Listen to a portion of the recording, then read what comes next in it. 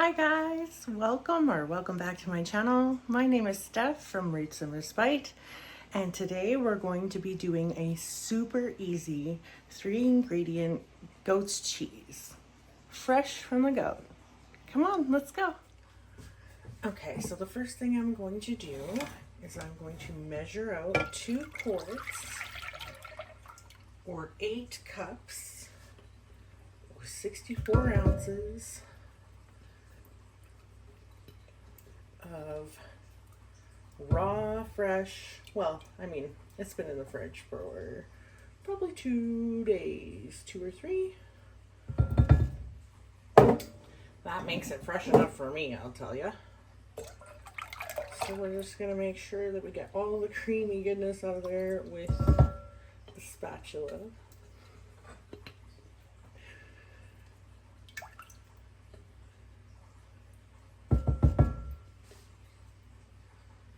And honestly, I was so scared of making cheese before. I was like, I don't want to waste all that milk. What if it doesn't work? But it's so easy. And it tastes so good. And cheese is expensive.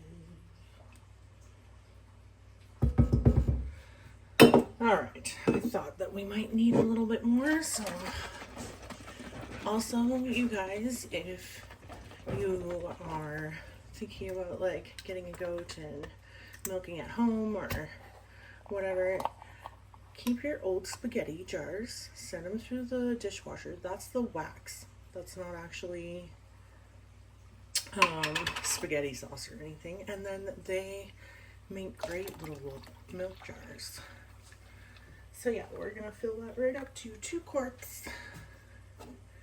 It's just a bit under 2 liters. I think I looked it up and it was like 1.89 liters. All right, so we have our milk. Let's warm it up. So we have our nice big pot and we will put it on, I would say medium low. Dump that all in there. Scoop.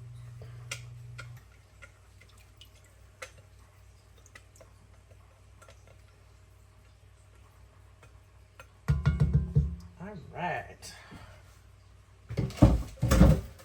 Now comes the fun part. We stir until it's warm. Now we're going to go all the way up to 180 is what I do. Once it starts reaching about 175,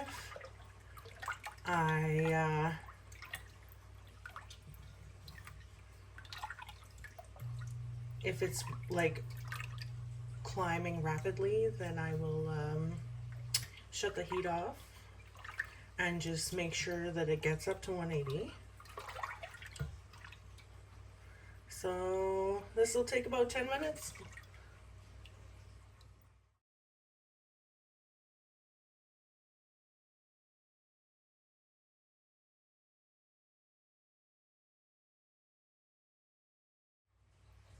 So once it gets to 160, around 160, it will start to foam. So you can tell that it's getting hot. And you really want to make sure that you keep on stirring at this point, because even walking away for a moment will burn some of the milk to the bottom if you haven't got it low enough. Or sometimes even if you do, just trying to prevent some mishaps, you know.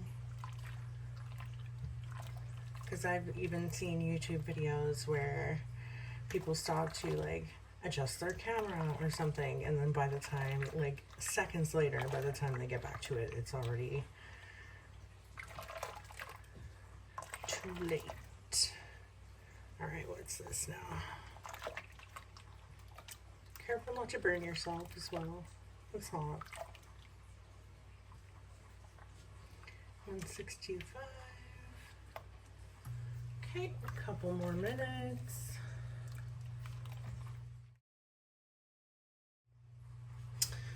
Okay, this looks nice. Let's check the temperature.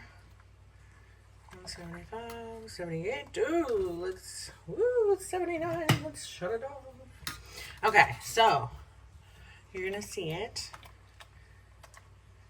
be 180. There we go.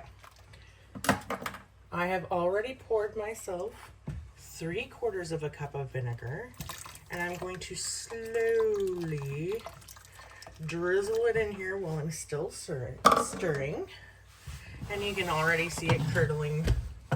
We're going to take this off of the heat, stir it a couple more times. Looks so curdly. All right. Then we are going to cover it. I don't have a lid for this, so that's what it gets. And then it's gonna sit there for 5, 10, 15 minutes. So let's check back in a bit. All right, so what else we can do while we're waiting is that I have got a strainer, colander, whatever you want to call it, and I have wet coffee filters. And I've placed them in like 3 of them in like a clover formation. And I've wet them slightly. And then I just dump the water out of my lower pot here. So what we're going to do is we're going to pour the curds and whey inside of here. And then when it drips through, the whey will drip through, the curds will stay in here. Usually I have cheesecloth. I don't this time. It's gonna be a learning process for all of us.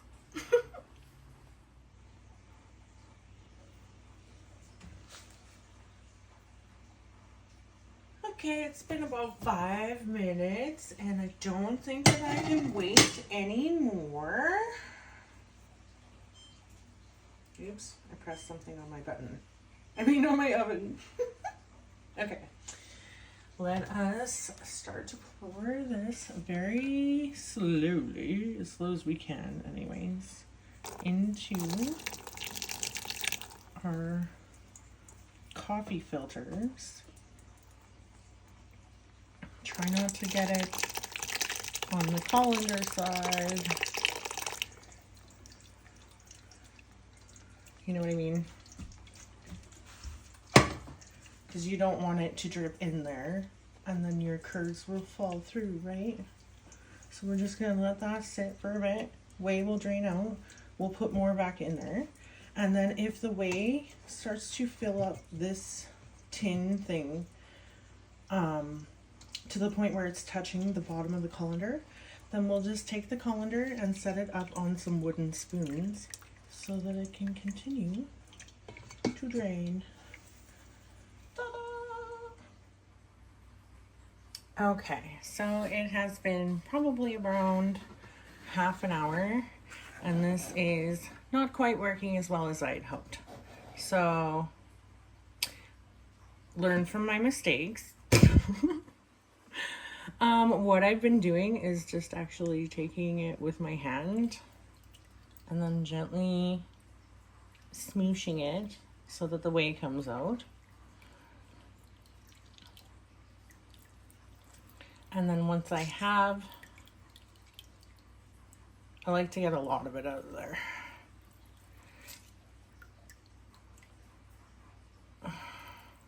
Once I have it pretty well drained, I've just been putting it in this margarine container that's been cleaned.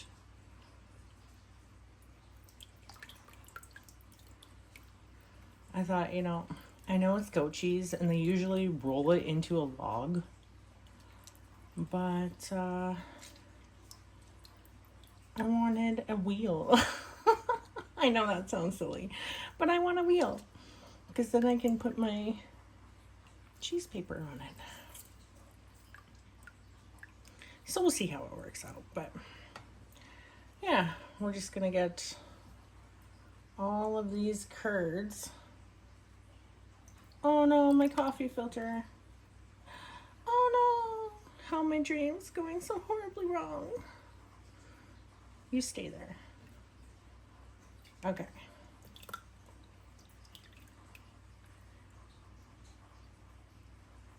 Yeah, I don't even know if this is gonna... I might have to try straining it again with like fresh coffee filters maybe. I don't know. Because these ones are like curling up in the bottom, and I know that some curds are getting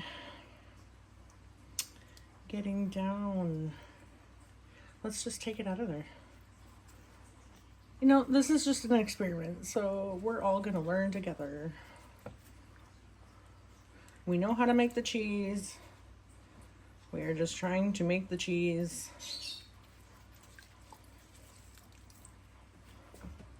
into an actual like block, wheel, something.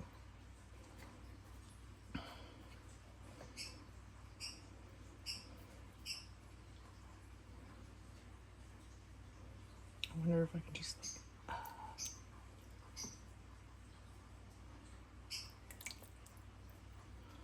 what a big old mess. Whatever. It's a mess for a reason. And we are going to be having some yummy cheese. Okay, let's see how well that did. Oh, hey, it kind of did it. I'm so obsessed with like not wasting any of the curds. Ah. Okay. And we're just gonna, I'm gonna press them really gently while they're still in there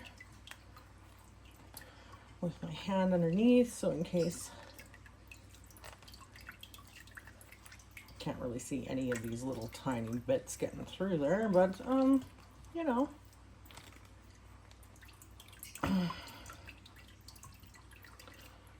Yeah, okay. Scoop that up in there. You know what? Maybe we can just kind of like knock it in there.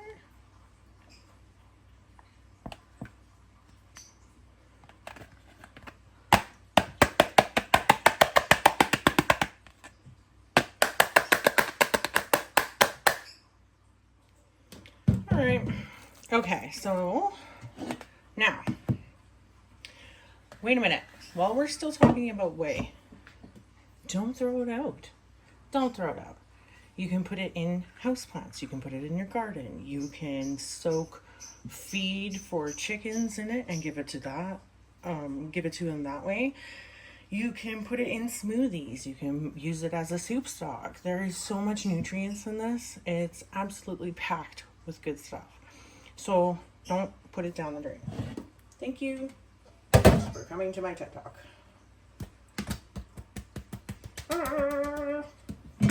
Okay, so what I'm gonna do now that this stuff is, look at that, goat cheese, you guys, we've made it. Now we're just gonna make it yummy, and we are going to put a bit of salt in it. So 1 second. So the last thing we're gonna do is add, I usually add about a tablespoon, usually a little bit less, maybe even some less than that. I kind of do it by eye, and then we just like mix it in. See, like not even half a tablespoon, and I'm already thinking that's probably enough. Okay, let's give ourselves a little taste test.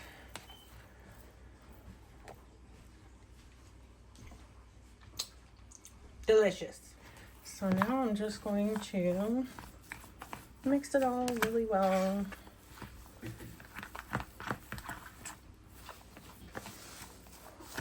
Really well. We don't want any of it to be more salty than other parts. Okay, so the next part I'm going to do is actually smush this down into like a little wheel. Like I said, I'm gonna make a wheel.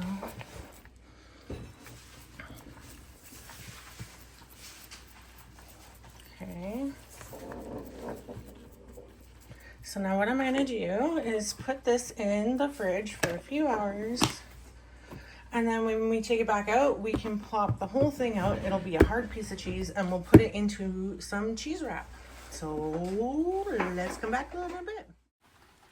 So friends, that is the completion of your 3-ingredient goat's cheese.